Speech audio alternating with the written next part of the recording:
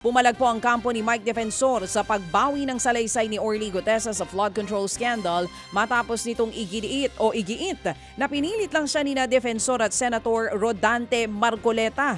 Ayon kay Gutesa, sina Marcoleta at Defensor ang may pakana ng kwentong pagde-deliver ng male-maletang pera kay dating House Speaker Martin Romualdez. Ayaw pa nga raw sumunod sana ni Gutesa pero napilitan daw siya dahil sa takot at sa promise na pera.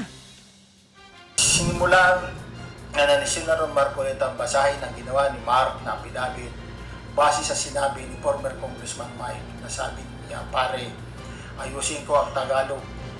Doon mismo sa harap ko, inaayos ni Senator Marcoleta ang affidavit na yun. Nag-promise ng kasa educational scholar si former Congressman Mike Defensor. Yan nga po mga kapatid, ang tinig ni Orly Gutesa. Bukod sa dalawa, kasama na rin sa bago niyang salaysay si dating COMELEC Commissioner Rowena Guanzon. Pinakontak daw sa kanya si Guanzon para raw tumulong mag-revise ng salaysay.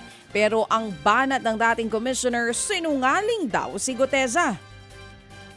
May isang biglang pumuntak sa akin na galing sa opisina ni Senator Marcoleta na nagsasabi, bibigyan ako ng numero ni Atty. Rowena Guanzon para ako daw ang tatawag para manghingi ng tulong para sa pag-aayos ng affidavit. Dinamay mo pa ako.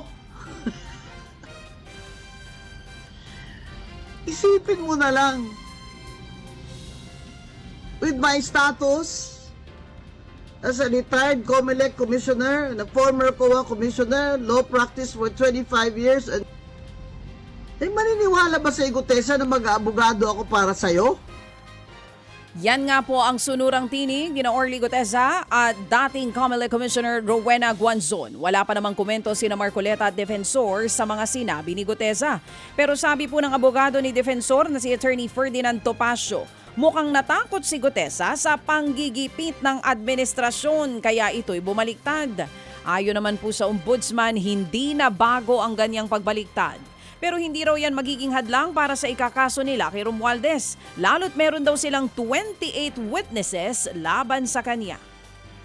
Itinanggi naman ng kampo ni dating House Speaker Martin Romualdez ang haka-hakang siya ang nagpabaligtad kay Gutesa. Doon naman sa 28 witnesses laban sa kanya, hindi pa raw yan nababasa ng kanyang kampo. Pero muli nilang iginiit na wala raw ebidensyang nag-uugnay kay Romualdez at sa bilyong-bilyong pisong kickback sa flood control project. Sa panig naman ng Senate Blue Ribbon Committee, ipinauubaya na raw nila sa ombudsman ang pagbaliktad ni Gutesa. Wala man lang forensic evidence or object documentary evidence linking the former speaker. Only oral evidence or oral testimony na alam naman natin ito yung pinaka unreliable. In all of this, one thing is common. May mga taong nag-udyok at namilit sa mga testigong ito para idawit si Representative Romualdez sa kaso. Yan po ang tinig ng abogado ni Romualdez na si Attorney Adi Fajardo. Sa ibang balita, kinalampag naman ni Senator Risa Ontiveros ang meta dahil sa nagkalat pang mga video ng naganap na school shooting sa Zamboanga City. Sa pagdinig po sa Senado kahapon, iginit ng Cybercrime Investigation and Coordinating Center o CICC na pinatanggal na nila ang lahat ng kopya ng nasabing video sa meta. Pero sabi ni Senator Risa Ontiveros, meron pang mga nasabing kopya. Ang paliwanag po ng CICC, hindi nila agad matatanggal ang mga natirang video dahil kinakailangan pa yang i-request sa Meta. Hindi rin kasi kontrolado ng CICC ang community standards sa platform. Wala rin daw silang jurisdiction dito. Ang tingin tuloy ng CICC, mas mainam sana kung magkaroon sila ng kapangyarihan sa online platforms sa pamamagitan ng isang batas.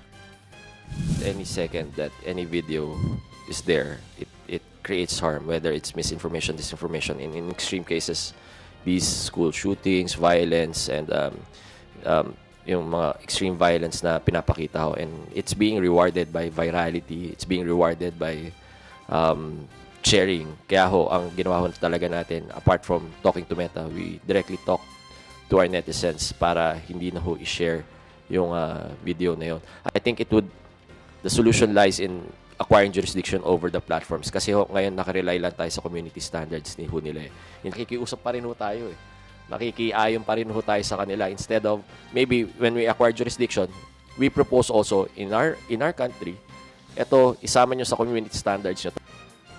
Yan nga po ang tinig ni CICC Executive Director Aboy Paraiso. Sa atin namang ulat panahon, tuluyan ang nakalabas ng bansa at naging low pressure area na lang ang bagyong Neneng. Huli itong namataan 550 kilometers sa hilagang silangan ng Itbayat, Batanes at mas malapit sa Taiwan. May isa ring low pressure area pa na minomonitor sa may silangan ng northeastern Mindanao, pati na ang severe tropical storm na may international name na Sodel. Parehong nasa labas pa ng Philippine Area of Responsibility ang dalawang sama ng panahon at wala pang direktang epekto sa bansa. Sa ngayon, habagat pa rin ang magpapaulan sa ilang bahagi ng Luzon, kabilang ng Ilocos Region, Batanes, Cagayan, Apayao, Abra at maging sa Metro Manila. Samantala, sa gitna po ng problema sa bahang dulot ng sandamakmak na basura, pinagpapaliwanag na ng DENR ang mahigit 100 kumpanya dahil sa kanilang plastic waste. Ayon po sa palasyo, 155 companies ang inisyuhan po ng show cause order ng ahensya na posibleng may paglabag sa kanilang obligasyon sa ilalim po yan ng Extended Producer Responsibility o EPR law. Sa ilalim ng nasabing batas, dapat ay may mekanismong mga kumpanyang may mga plastic packaging para ma-recycle ang kanilang plastic waste. Naglalaro po mula 5 million pesos hanggang 20 million pesos ang multa. Depende sa bigat ng paglabag. Pwede ring masuspindi ang business permit ng lumabag na kumpanya.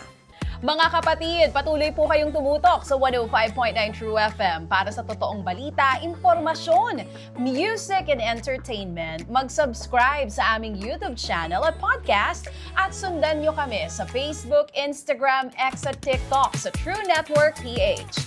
Bisitahin din po ang aming official website, truefm.ph.